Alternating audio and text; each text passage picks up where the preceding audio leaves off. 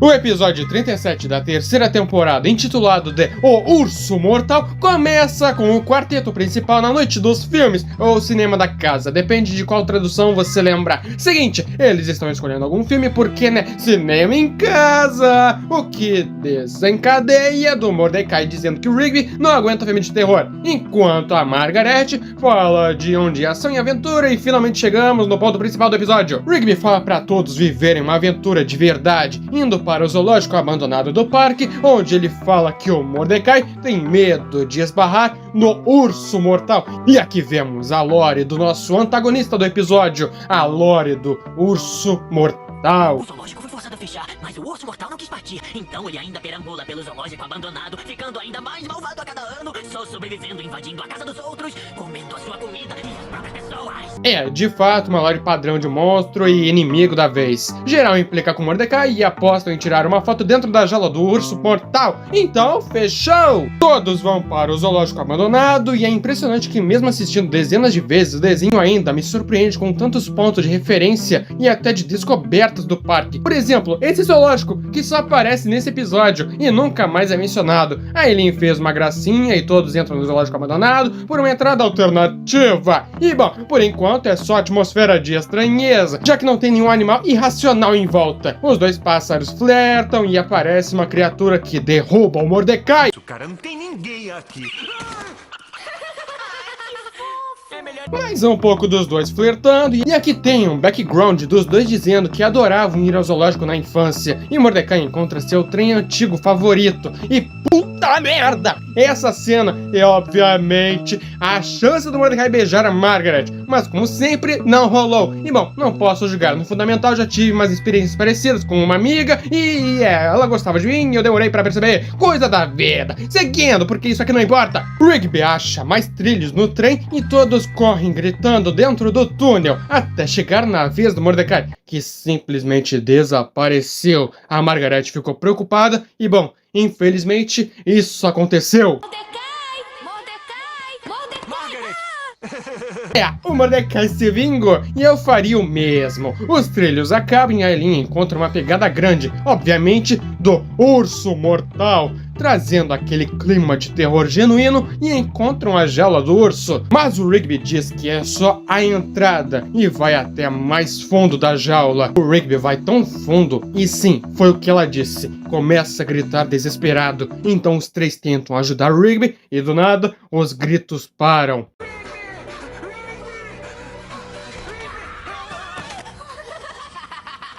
Sim, já sei, já foram 3 vezes, mas agora é a parte séria do episódio. Rigby fala que o urso mortal é só um mito, e geral fica tranquilo e decidem tirar a bendita foto. Mas a Eileen repara nessa porta cheia de marcas de garra, enquanto os dois animais pequenos fazem graça na porta, enquanto os dois pássaros flertam. E bom, nessa parte Mordecai tentou ser atacante, mas a porta abriu e de lá saiu o urso mortal.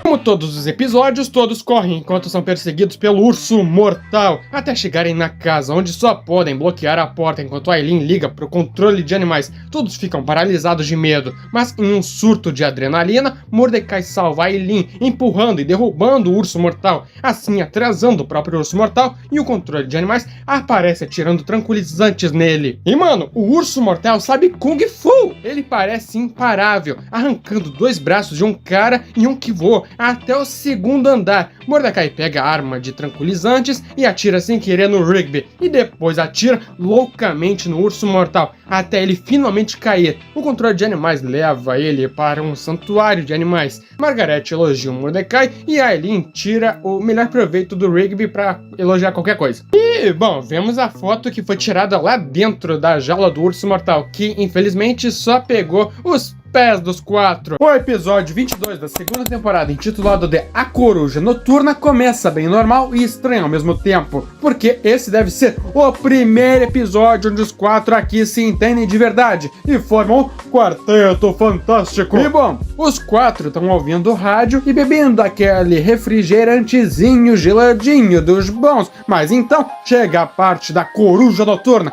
e aparentemente o musculoso gosta e até respeita o cara, tanto que mandou geral ficar caladinhos. E o malandro fala sobre um carro da maneira mais tentadora possível, com essa cena dele falando rapidinho. Você gosta de carros? Você ama carros? Se um carro fosse uma garota, você sairia com ela ou tentaria passar direto pra segunda? Então já viram, os 4 vão fazer a prova de resistência para pegar o carro. Então no primeiro, entre aspas, aguente firme, ganha o carro do Coruja Noturna, fecha aspas, e está começando. Tem uns NPCs aleatórios, mano, se liga nesse hipster de camiseta cinza. Ele era um figurante reutilizado em vários episódios das 2 primeiras temporadas do show, ao lado do figurante de óculos escuros e moletom cinza. Cara, é muito triste eles terem sumido do desenho, porque eles eram que nem o Fred de Bob Esponja, um figurante que geral adorava. Voltando, os 4 Cavaleiros do Apocalipse têm vários planos, ou seja, irritando tanto que geral vai querer descer do outdoor, começando pelo caminhoneiro, onde ficam dando cotoveladas nele, jogando bolinhas de papel na mocré que parece ter o nome de Beatriz, soprando o fedor do musculoso no careca, na Muriel e no outro hipster, só sobrando o maromba,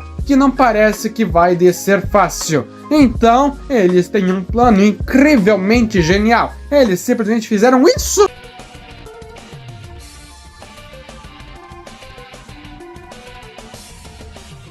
Uma das melhores trollagens dos desenhos animados de longe, carai. Só espero que não dê copyright essa música de fundo. Quero saber? Mete uma música foda esse copyright aí, editor. Puteiro, puteiro, é um lugar divertido! E espero que o resultado tenha sido bom. E sim, não sou eu que tô editando esse vídeo, mas isso fica pra depois. Seguindo, porra, os 4 são finalistas, mas o Coruja Noturna não quer que eles dividem o carro, porque agora o índice de audiência está subindo. E parece que a Rádio Coruja Noturna não é muito bom em questão de audiência. Tanto que ele já tava com o golpe todo armado, mostrando ele tendo vários tanques de nitrogênio líquido na sua van. Mas por agora, os caras são entrevistados numa cabine de isolamento. E basicamente, o Coruja Noturna mete uma choquei e engana os 4 e faz todos ficarem desconfiados uns com os outros e diz para os 4 serem o único finalista. Então na barraca armada, lá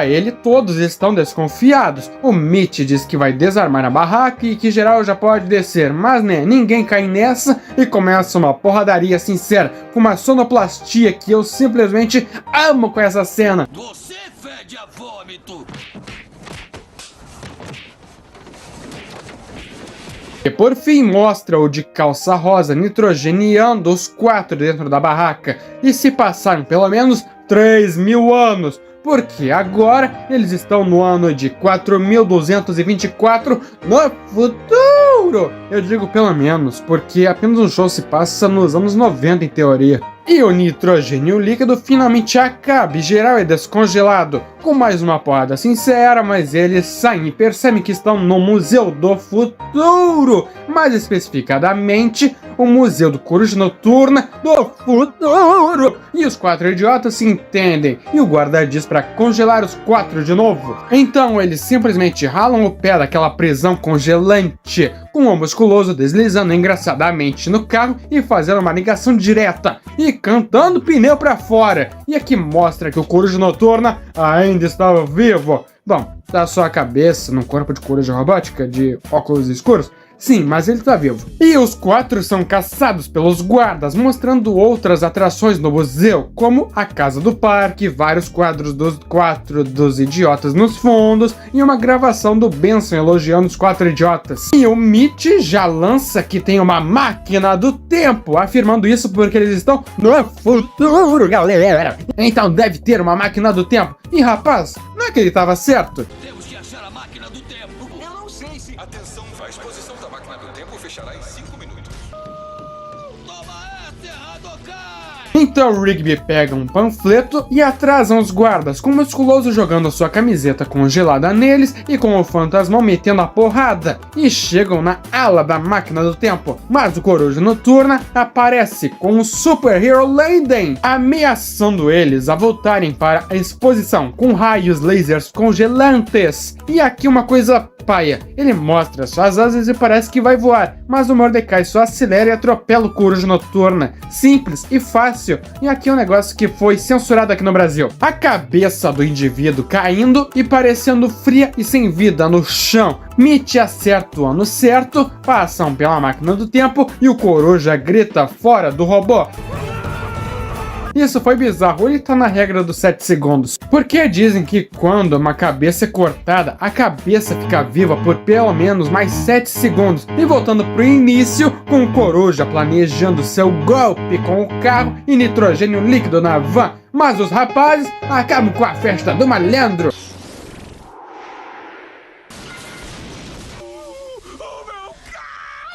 Geral sai vivo, dá um soco no idiota e fica com uma parada bizarra com eles, mostrando a versão passada deles, indicando que esse universo é um universo paralelo. Uou! Apenas um show era Rick e Morty antes de Rick e Morty ter nascido. O episódio 12 da terceira temporada, intitulado de Debaixo do Capuz, começa bem de manhã no parque, tanto que os dois preguiçosos nem conseguiram beber seus cafés direito. Mas o trabalho é até que simples, um pichador ou grafiteiro, não importa, pichou o banheiro público do parque, fazendo um monstro laranja. E bom, ele tem talento, isso não podemos negar. Mas antes deles iniciarem seus trabalhos, tem uma pequena piadinha do Mordecai.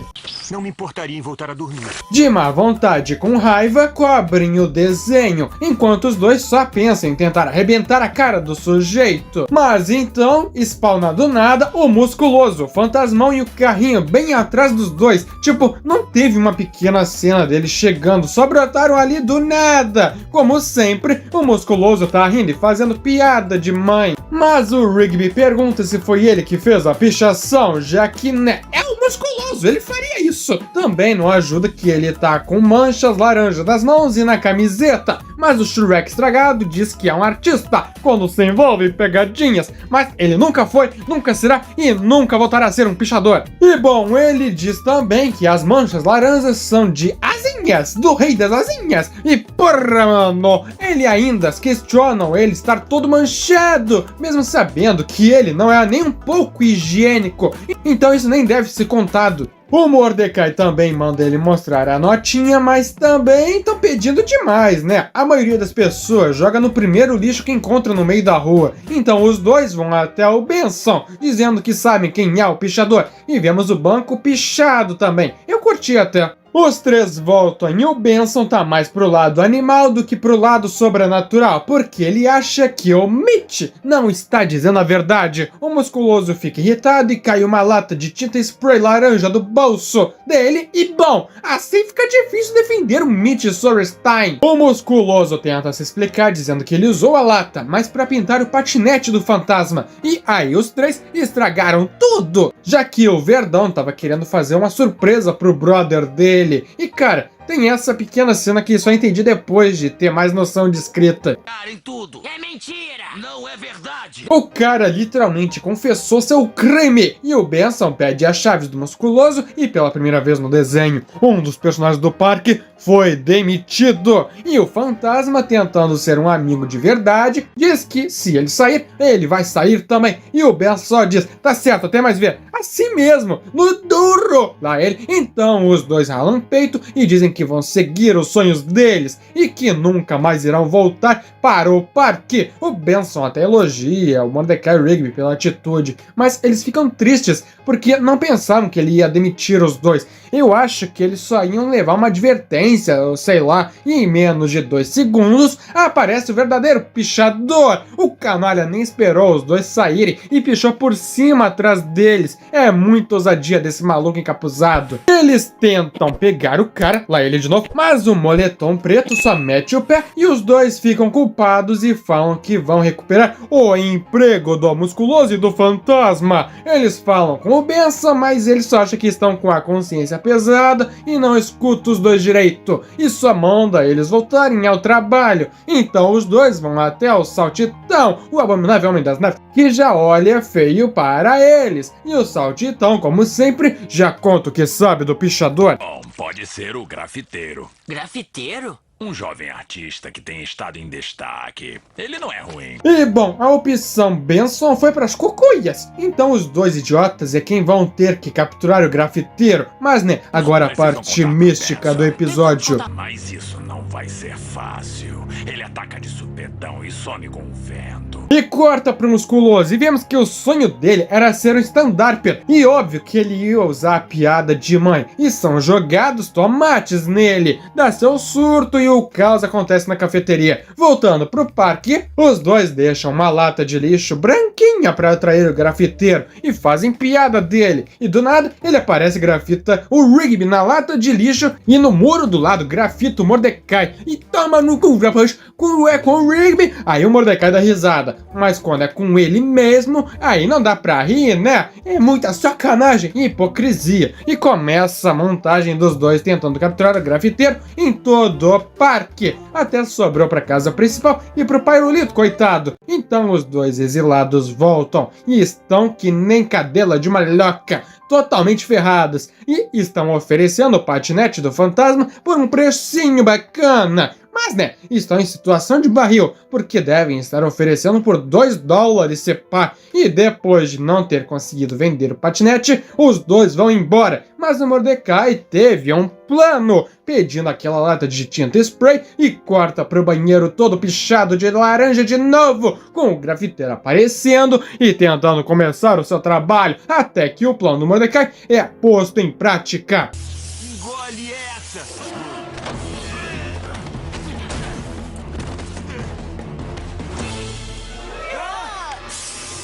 Sim, manos, um negócio que parecia ser extremamente óbvio para os padrões das primeiras temporadas de Apenas um Show se comprovou verdade. O grafiteiro tem a cabeça de uma lata de spray. Ele foge, abrindo um portal interdimensional e os dois vão atrás dele. E eles acabam numa dimensão cheia de grafites distorcidos. E aqui vemos outro poder do grafiteiro. Ele grafita uma alavanca e cria vida atrás dos grafites. A boca de morcego, a centopeia de olhos nas mãos e a cabeça de aranha, enquanto o moletom preto entra numa porta branca. Então já viram, é sobreviver ou ir de F. E o Rigby até tenta criar um bicho de spray, mas não deu certo, e foge que nem baratas tontas, enquanto tentam ir para a porta. Depois do Rigby quase ir de base, alcançam e entram na porta misteriosa. E a princípio não tem nada, mas eles encostam em coisas físicas.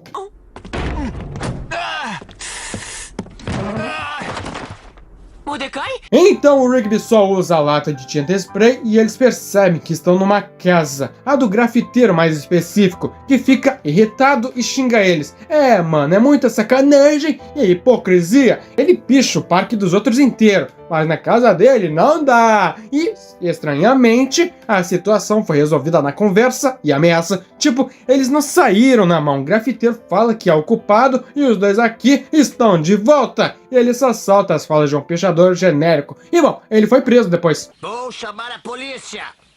A polícia não pode pegar isso! Até mais, seu burguês manezão!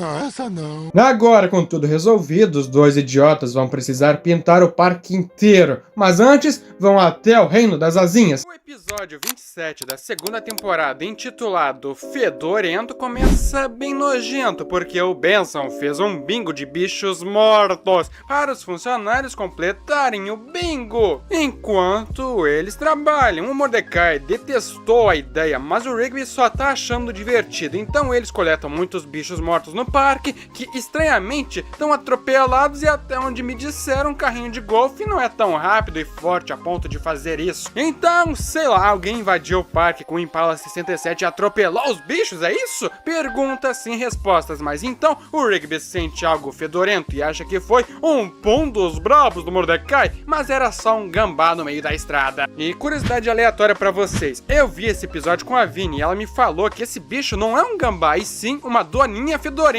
E sim, sua infância foi uma mentira. Um gambá de verdade é aquele gambado sem florestas, porque isso aqui não é um gambá não, mas a imagem do gambá preto com listras brancas se popularizou assim. Até o Crash domina os monstros tem essa representação de gambá. E seguindo, os dois idiotas acham que fizeram bingo e ficam felizes, mas eles têm uma pequena surpresa.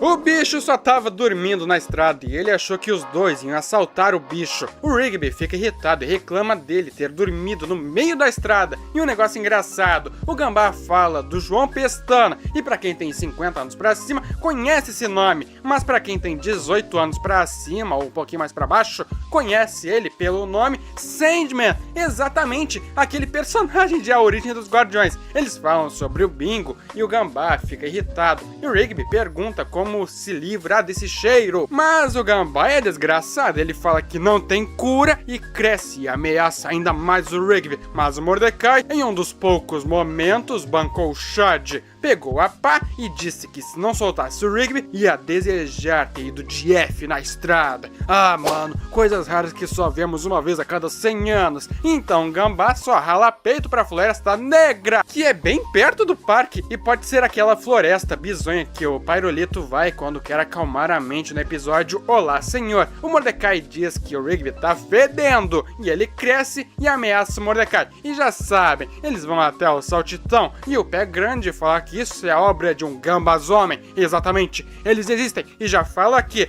aquele gambá não é o único. Mas voltando, o Saltitão fala que se não se livrar do cheiro, irá se tornar um gambazomem por inteiro. Ele fala pro Rigby tomar um banho ou só usar café para diminuir o cheiro, mas o Rigby fica irritado e parte pra cima do Saltitão. O bom é que não foram grandes danos, mas o Saltitão fala um último aviso. Cara, esse não fui eu. Me desculpa, Saltitão. Tá tudo bem, esquece. Mas é melhor resolver logo isso, porque assim que a transformação estiver completa, não vai querer voltar ao normal. Eles voltam pra casa e um detalhe engraçado, no começo do episódio parece que eles estão numas 13 ou 14 horas, com o sol estralando, e esses dois trabalharam por 8 horas, e ainda parece ser umas 15 horas, e o Benson ainda fala que não acredita que fizeram bingo tão rápido, então eu sei lá o que aconteceu com o tempo aqui. Eles falam sobre o Gambazomem, então corta pro Rigby tomando banho, e não deu certo, infelizmente. Outro detalhe, o Mordecai fala que achou umas soluções na internet, e isso vai ser importante mais pra frente no episódio. Rigby fica irritado e ataca o Mordecai. Então vamos pra cafeteria, que tem uma inconsistência nessa geografia da cafeteria, tá ligado? Só percebi isso depois que a Vini ter apontado pra mim. Não vou falar aqui, mas reparem na geografia do lugar. O Mordecai fala pras meninas e a Eileen entrega um café pro Rigby. E aqui uma inconsistência gigante. O Rigby bebe o café de boa, mas quando joga em cima da sua cabeça, ele diz que tava muito quente. Nem ferrando, mano. Ele bebeu essa droga de boa, sem problemas. Nem tem as linhas de quentura do café. Rigby fica irritado e parte pra cima da Eileen. E olha só, o figurante de moletom cinza e óculos escuros tá aqui de novo. Que saudades desse figurante, mano. O Rigby se arrepende e sai correndo, mas, mano, esse animal ficou esbarrando em várias pessoas na calçada, ao invés de passar do lado. É um animal mesmo. Ele vai até o Gambá exigir a cura, e aqui mostra que ele tem uma cabana bem de boa. E aqui ele conta sobre o seu passado. Ele só recebeu desgosto da sociedade por ser fedorento, e agora vai ficar feliz em ter um novo parceiro fedorento, dividindo a angústia da sociedade. E mano, esse background pode ser mais explorado, mas eu falo sobre isso mais pro final do vídeo. Os dois lutam e ele fala que a cura é suco de abacaxi e a transformação do Rigby avança. E aqui uma pequena teoria minha. No caminho pra casa, o fedor do Rigby libera absurdamente, derretendo as coisas que toca, o chão e até as árvores, até ferrando o Benson. Mas quando chega na cozinha, só derreteu o papel da embalagem da lata. E bom, minha teoria é que esse fedor absurdo é pra fazer o corpo do usuário se acostumar, e liberando tudo de uma vez é fazendo essa adaptação, tanto que depois só precisou derreter algo comum. Então sim, o Gambá também deve ter esse poder de derreter coisas pequenas com fedor. Mas bom, o suco de abacaxi não deu certo e o Gambá invade a casa e fala o que acontecerá daqui a alguns minutos. Mas então o Mordecai aparece dizendo que achou a cura, que deve ter sido direto de um relato do Reddit ou sei lá. Ele achou na internet, só pode, dizendo que a cura é massa de tomate, e o Gambá demonstra assustado por essa informação. Então os dois brigam novamente, com o Rigby dando bastante porrada. Mas o Gambá joga sujo, colocando o orifício de fezes na cara do Rigby, fazendo sua flatulência. Muito nojento! E parecia tudo perdido. mas o Mordecai joga o carrinho pra dentro da casa, atordoando o Gambá e dando a massa de tomate pro Rigby, e ele faz o seu show! Divide isso.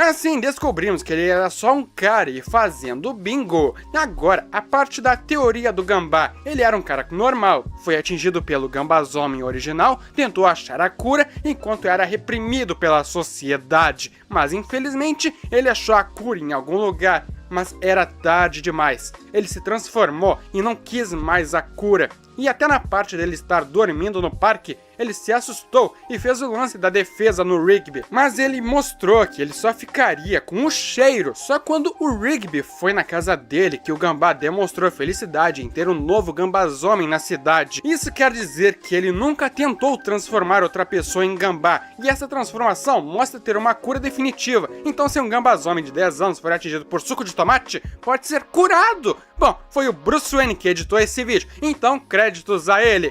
Antes de encerrar completamente o vídeo, eu tenho que falar que fui eu que editei o episódio do Urso Mortal e do Pichador. Os outros dois, do Gambazomem e do Coruja Noturna, foi o Bruce Wayne que editou. Obrigado por me apoiar e agora um grande agradecimento aos membros do canal: Igor, Sam, Mr. Z, Bruce Wayne e MD. Valeu por sempre me ajudarem e até o próximo vídeo aleatório. Falou!